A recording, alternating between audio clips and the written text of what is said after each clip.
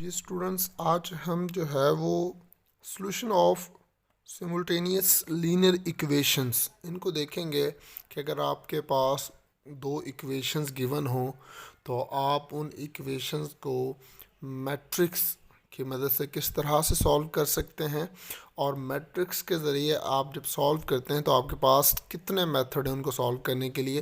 तो सबसे पहले अगर हम इस हवाले से बात करें कि जब भी आपको अगर कोई सी दो इक्वेशंस दी गई हों तो हम मैट्रिक्स के ज़रिए उनको दो मेथड के ज़रिए सॉल्व कर सकते हैं।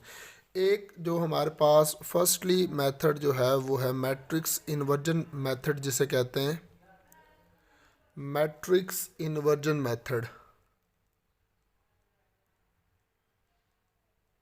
Matrix inversion. और जो दूसरा मेथड है वो हमारे पास कहलाता है क्रैमर्स रूल। Cramer's rule.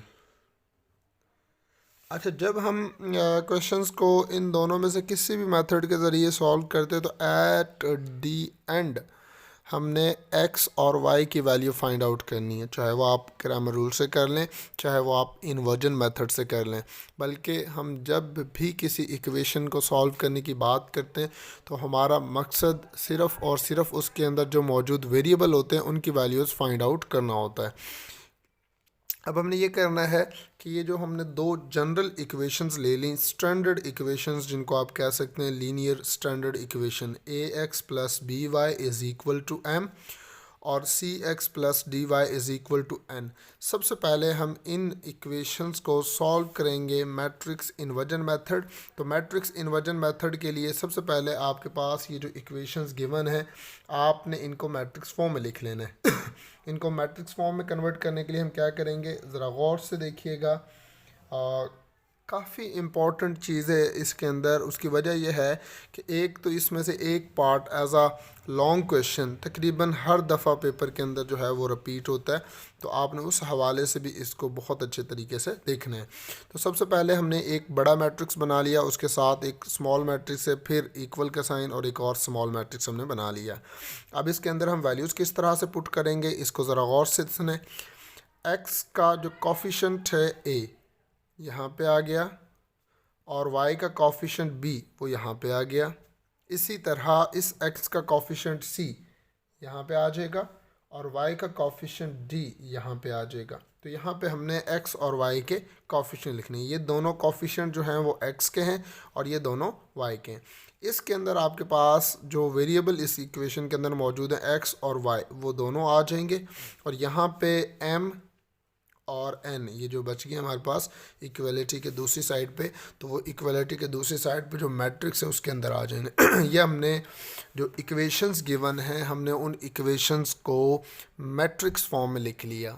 इसके बाद हमारा जो थर्ड स्टेप होता है कि हमने इसके बाद क्या करना है कि इनको नाम देने।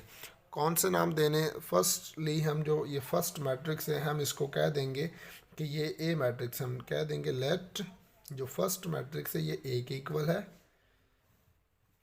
ए बी सी एंड डी।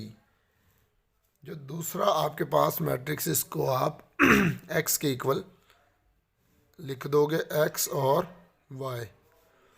और ये थर्ड मैट्रिक्स इसको आप बी मैट्रिक्स के इक्वल पुट कर दोगे और वो क्या है, एम और एन। इस तरह से हमने इन मैट्रिक्स को नाम दे दिए।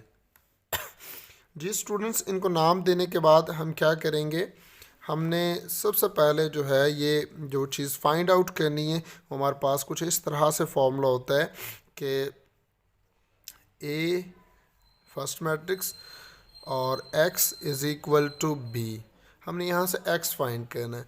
a जो है यहाँ पे मल्टीप्लाई हो रहा है, दूसरी तरफ जाके डिवाइड हो जाएगा, x is equal to b over a।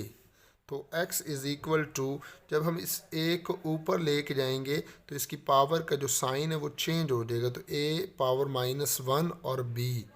तो स्टूडेंट्स a पावर -1 इसको हम स्टडी करते हैं, इसको हम पढ़ते हैं a इनवर्स।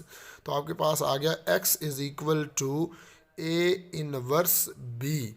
ठीक है, तो हमने इस इक्वेशन को सॉल्व करना है। ये हमारे पास जो है वो सॉल्यूशन के लिए एक रास्ता जो है वो आ चुका है।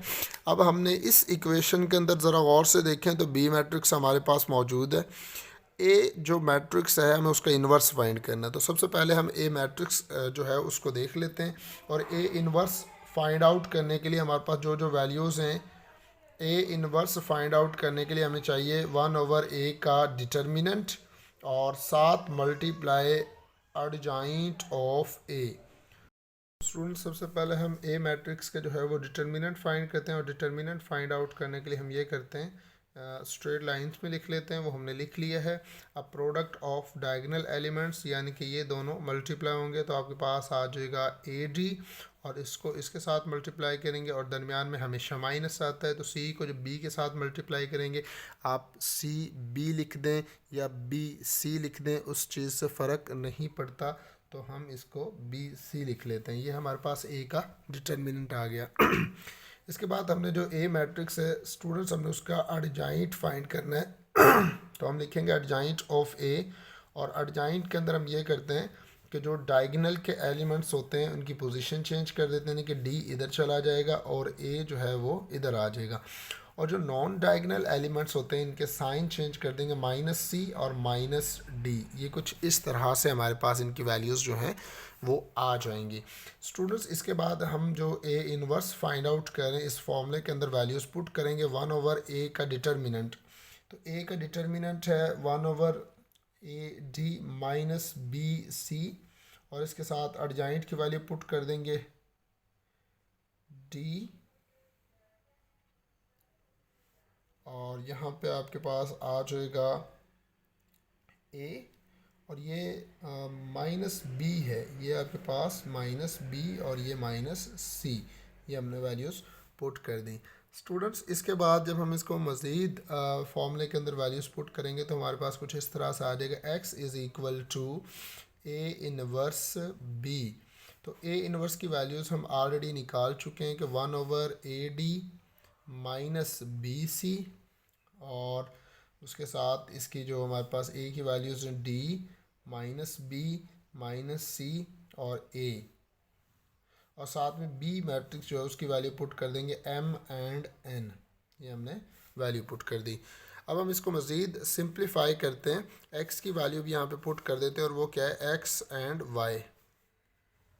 जी स्टूडेंट्स 1/ad - bc सिंप्लीफाई करेंगे थोड़ा सा, d को m के साथ मल्टीप्लाई करें तो dm, और -b को n के साथ मल्टीप्लाई करें तो आपके पास आ जाएगा bn। इसी तरह c को m के साथ मल्टीप्लाई करें तो -cm, और a को n के साथ मल्टीप्लाई करें तो +an आ जाएगा। स्टूडेंट्स इसके बाद हमने क्या करना है, डिटर्मिनेंट को अंदर मल्टीप्लाई कर देना है। तो हमारे पास कुछ इस तरह से हो जाएगा x/y, x एंड y = 1। जब इस वैल्यू के साथ मल्टीप्लाई होगा तो ये कुछ इस तरह से dm - bn divided by ad - bc। Okay, जब 1 इसके साथ मल्टीप्लाई होगा तो ये कुछ इस तरह से हो जाएगा -cm + an और डिवाइडेड बाय ad - bc। ये हमने वैल्यूज़ पुट कर दी। स्टूडेंट्स यहाँ पे जो हमारे पास ऊपर वाली वैल्यू है ये x की है, और नीचे वाली वैल्यू जो है वो y की है। तो ये वैल्यू हम यहाँ पे लिख सकते हैं कि कि x = dm - bn divided by ad - bc, और नीचे जो है वो y की वैल्यू हमारे पास क्या है -cm + an divided by ad - bc। ये हमने x और y की जो है वो वैल्यूज़ फाइंड कर ली with the help of matrix inversion method. तो अगर आपको कहीं पे कोई भी डाउट हो तो आप बिला झिझक जो है वो कमेंट्स बॉक्स के अंदर पूछ सकते हैं। तो लाजमी तौर पर अपनी राय दीजिएगा, और चैनल को सब्सक्राइब एंड शेयर करना ना भूलिएगा। अल्लाह हाफिज़।